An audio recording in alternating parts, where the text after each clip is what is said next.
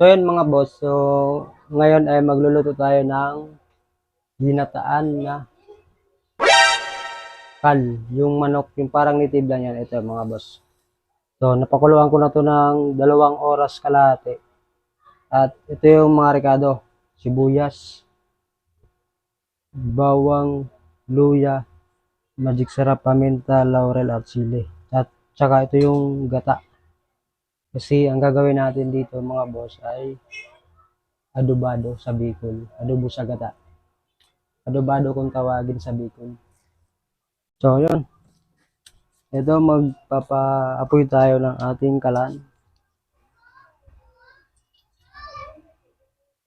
At, so, mainit na yung mantika mga boss. Unang ilalagay natin ay bawang.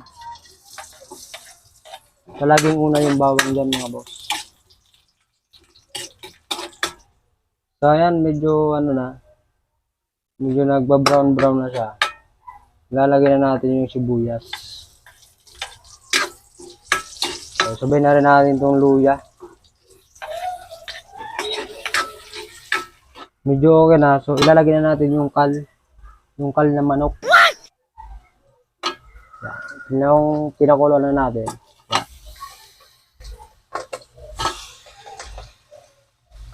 Tapos, mekos lang natin.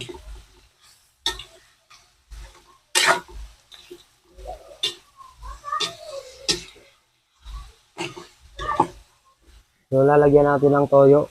Silver's One soy sauce.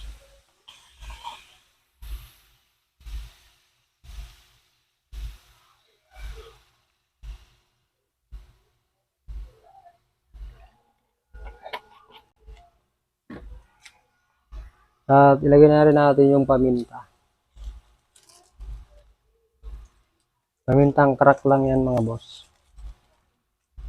Tapos, sili at saka laurel. Sama na yan. Siyempre, magic sarap. Ang bansang suka ng Ilocos.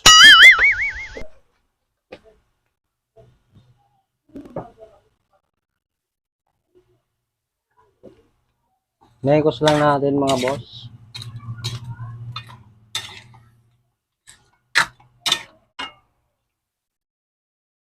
Yan. So, antay-antay lang natin to magtuyo. Pag natuyo to, lalagay natin yung gata. So, ayun mga boss, okay na yung ano natin, adobo. Tuyo na yan mga boss. So, ilalagay na natin tong gata. Ganyan, tuyo na yan, oh. Ubus na yung sabaw niya. Tsaka medyo malambot na rin. Yan, ilagay na natin yan.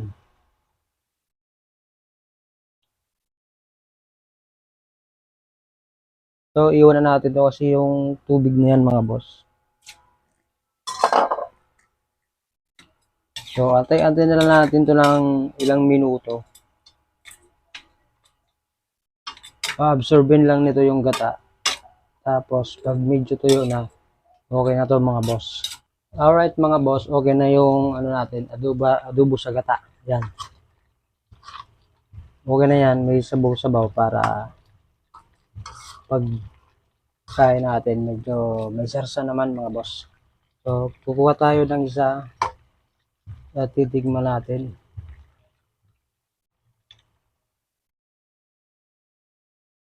Titigman natin to kung gaano kasarap ito.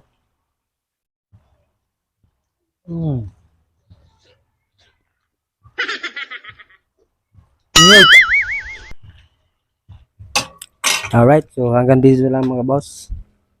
See you sa next vlog natin.